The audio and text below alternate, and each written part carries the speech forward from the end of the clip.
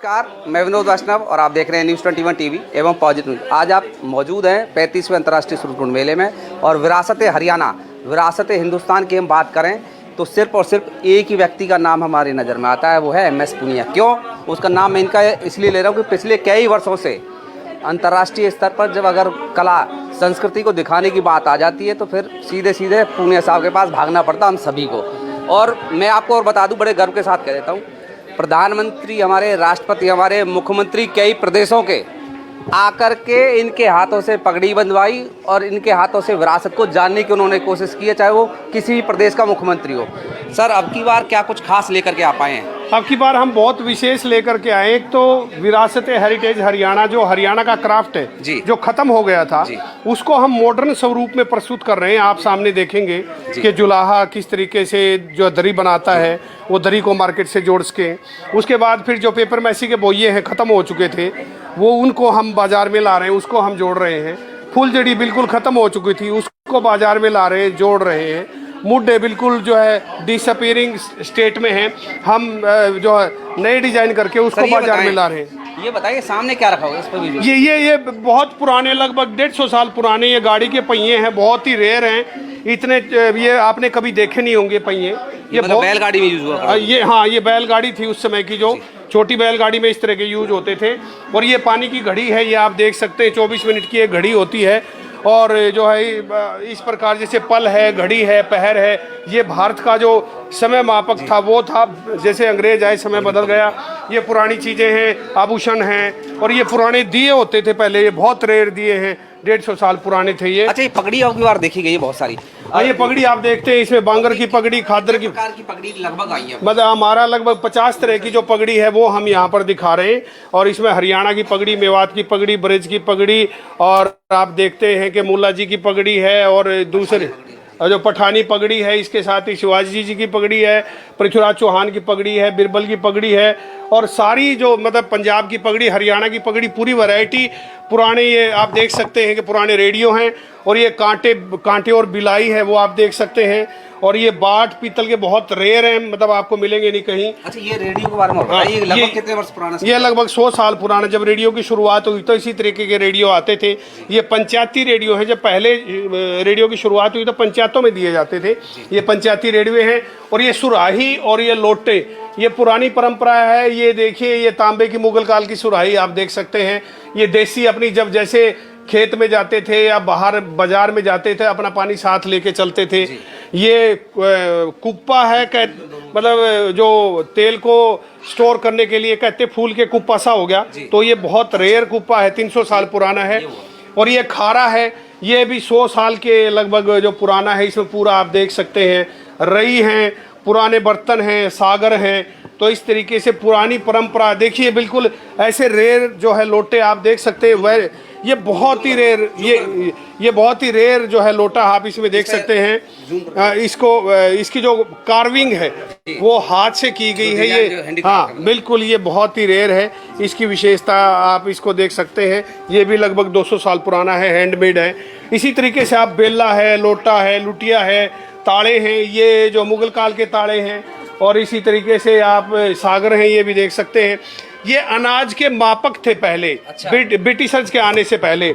जैसे ये 1 मण 40 किलो का था, उसी तरीके से फिर ये जैसे 2 दड़ी का, फिर इसी तरीके से ये मतलब 1.5 किलो का, 1 किलो का, फिर आध पाइया, छटाक, मतलब इस तरीके से हमारा ये आप देख सकते हैं। दर्शकों को मैं बता दूं कि ये जो समझाने का तरीका मैं वैसे मोटे तौर पर समझा दें कि जैसे जो ये है, इसमें लगभग 40 किलो, हाँ 40, इसमें लगभग 40 किलो या 1 मन गेहूं आता था उस समय का। तो हमारे पास जब बट नहीं हुआ करते थे वजन करने के लिए, जब हमारे पास डिजिटल स्केल नहीं हुआ करते थे, तो उस समय इस तरीके की चीज़ यूज होती थी। आज तो डिजिटल युग आ गया, तो इसलिए लोगों को पता और हमारे पास देखिए यहाँ पर अलग अलग रजवाड़ा जो परंपरा है, उसके बाट यहाँ रतलाम के हैं, 1800 के हैं, 1900 के हैं, मुगल काल के हैं, कैथल के, जींद के, पटियाला के और फगवाड़ा के। ये 1886 के बाट आप देख सकते हैं। और इसी तरीके से ये जो है उर्दू में लिखे हुए मुगल काल के बाट है, लगभग 300 साल पुराने बाट आप इनको देख सकते हैं। ये सलीते होते थे, जो बैलगाड़ी होती थी, बैलगाड़ी के नीचे ये बिछते थे, ये पूरे सलीते हैं, उनको आप देख सकते हैं। जेड़ी है, टांगड़ी है, और दंताड़ी है, ओरना है, ऊँट की कूची है, ये बड़े रेयर ये। पूरे साहब एक चीज बताओ, ये तो चलो हो गया, ये आपके मन में मतलब ये चीजें आई कहाँ से कि विरासत हम बना दें एक लोगों को, जो आज के युवा हैं उनको आज से 100 वर्ष पहले जो हमने भी नहीं देखी, आपने भी नहीं देखी, उन चीज़ों को आपको मन में कहाँ से संभाल लेके आए? देखिए मैं इस परंपरा में 2005 से जुड़ा। मैंने धरोहर हरियाणा संग्रहालय बनाया, उसके साथ ही देश में लगभग 10 अलग अलग संग्रहालय बनाए, और उसके बाद मेरा जो टेस्ट है ये हो गया कि मुझे अपना खुद का भी संग्रहालय और इस तरह का गांव बसाना चाहिए। और अब 10 एकड़ में आने वाले 6 महीनों में विरासत हेरिटेज विलेज हम जीटी रोड पे जो कुरुक्षेत्र में शुरू करने जा रहे हैं, और एक अलग तरह का विलेज होगा जिसमें क्राफ्ट भी है, आर्किटेक्चर भी है, और जिसमें पूरा ट्रेडिशन भी है। हरियाणवी तरीके से किसी को मैरिज करवानी है, गीत गाने वाली, मेहंदी की रस्म, भात वाली, सब एवरीथिंग विल बी देयर। तो हम ये ट्रेडिशन से जोड़ रहे हैं, रोजगार से जोड़ रहे हैं। आपने कि हमारी संस्कृति हमारा हरियाणा, विरासत हेरिटेज हरियाणा, हाँ। ये जो आपने टैगलाइन जो डाली हुई है, ये एक तो कहाँ से मनमाई, दूसरी बात सरकारों का कितना सहयोग रहता है आपके साथ? हालांकि सरकार को उल्टा आपसे सहयोग लेना पड़ रहा है, जो मैं पिछले कई वर्षों से देखते आ रहा हूँ। सरकार इस बात को कहती नहीं है, लेकिन अंतर्राष्ट्रीय मंच पर जरूर कह देती है भाई MS पूनिया ने धरोहर संभाल कर रखी है। सरकार का कितना सहयोग रहता है? अभी तक तो कुछ नहीं, बस यही सहयोग है कि कुछ इस तरह के आयोजन होते हैं, यहाँ इनवाइट कर लेते हैं, और जो मेरी टीम है उसको रोजगार मिल जाता है, इससे ज्यादा कुछ नहीं। मतलब कोई ऐसी कोई गरफूक तमाशा ये कुल। मैं ये कहना चाह रहा हूँ कि क्या सरकार कभी कोई ऐसा फंड रिलीज नहीं करती नहीं। कि आप लोग ये संभाल के रख रहे हो? PPT बेस पे कह रहा हूँ कि पब्लिक प्राइवेट पार्टनरशिप में अगर आपके साथ ऐसा कुछ करना चाहे सरकार, तो उनको कोई सुझाव देना चाहेंगे? नहीं, मैं तो चाहता हूँ करोड़ों रुपए वो लगा देते हैं संस्कृति को नहीं, मैं तो चाहता हूँ सरकार को आगे आना चाहिए, इस तरह का हरियाणा का फिल्म सिटी बनाना चाहिए, उसमें गांव बनाना चाहिए, ताकि डॉक्यूमेंट्रीज की जो है मतलब शूटिंग हो सके, और फिल्म की शूटिंग हो सके। पूरा आर्किटेक्चर दिखाना चाहिए, पूरी चीज़ों को दिखाना चाहिए, पूरा पास्ट जो है हमारा पिछले 1000 साल का उसको दिखाना चाहिए, ताकि हमारी युवा पीढ़ी है उसको मतलब ये वो जान सके, और फाइनेंशियली भी हेल्प करनी चाहिए, ताकि जो कलाकार हैं, आर्टिस्ट हैं, गरीब लोग हैं, उनको सहायता मिल सके। देखिए MS पूनिया का एक दर्द जरूर आप समझने की कोशिश करें। उन्होंने कहा कि घर फूक तमाशा है। घर फूक तमाशा का मतलब ये है कि जब हम इस अपना घर हरियाणा के सूरजकुंड मेले में आए हैं, तो यहाँ पर ये जो सारी चीज़ें लाई गई हैं, ये सिर्फ अपने निजी खर्चे से सारे की जाती है, क्योंकि ये डिस्प्ले जो कुछ है, लेकिन अगर प्रोत्साहन के नाम पर कहें तो सिर्फ और सिर्फ एक अवार्ड दे करके सम्मानित कर दिया जाता है। हालांकि कलाकार के लिए इससे ज़्यादा कुछ नहीं है, लेकिन आजीविका को चलाने के लिए भी बहुत सारे खर्चों की ज़रूरत होती है, और वो खर्च कहीं ना कहीं सरकार को वहन करना चाहिए। अगर एक तरीके से अगर व्यक्ति इतनी सारी चीज़ों को सहेज करके एक साथ हरियाणा को लेकर के चल रहा है, अन्य प्रदेशों तक पहुंचाने की अपनी हरियाणवी संस्कृति को कोशिश कर रहा है, तो कहीं ना कहीं हमें उनका साथ जरूर देना चाहिए। आप सभी हमारे साथ जुड़ रहे हैं, बहुत बहुत धन्यवाद। दूसरा, अंत में कुछ पर्यटकों से कुछ कहना चाहेंगे? मैं यही कह, हम MS पूनिया से जुड़ना चाहें या हम विरासत हेरिटेज हरियाणा से जुड़ना चाहें किसी भी रूप में, हम तो कैसे जुड़ सकते हैं? विरासत हमारी वेबसाइट है, आप उससे भी जुड़ सकते हैं। इसके साथ ही हम इंस्टाग्राम पे हैं, फेसबुक पे हैं, वहाँ पर भी आप जुड़ सकते हैं।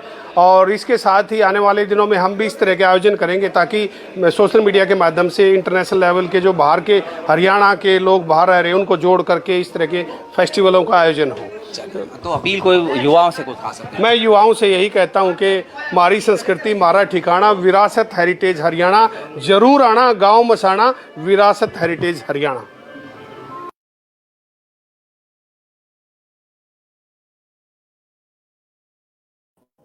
आपने सुना विस्तार से महासिंह पूनिया के साथ, जो कि हरियाणा की विरासत संभालने का काम कर रहे हैं, भारतवर्ष की विरासत संभालने का काम कर रहे हैं। आप सभी का सूरजकुंड मेले में स्वागत है, एवं किसी प्रकार की कोई समस्या हो, कोई सुझाव हो, तो आप हमें भेजें। आप सभी को नीचे नंबर दिखाई दे रहा होगा। आप सभी का हमारे साथ जुड़ने के साथ बहुत बहुत धन्यवाद। इसी तरीके से रोजाना हम सूरजकुंड मेले की अपडेट आपको देते रहेंगे। आप सभी से निवेदन, कृपया हमारे प्रोग्राम से अर्जुन करें, जिससे कि अंतिम पंक्ति के जो लोग हैं, जो दर्शक मेला में नहीं आ सकते किसी कारणवश, उन तक हमारी बात ये पहुंच सके, उन तक, दर्शकों तक सूरजकुंड मेले से जुड़ी एक बात पहुंच सके। आप सभी हमारे साथ जुड़ रहे। दोबारा से आप सभी का जुड़ने के लिए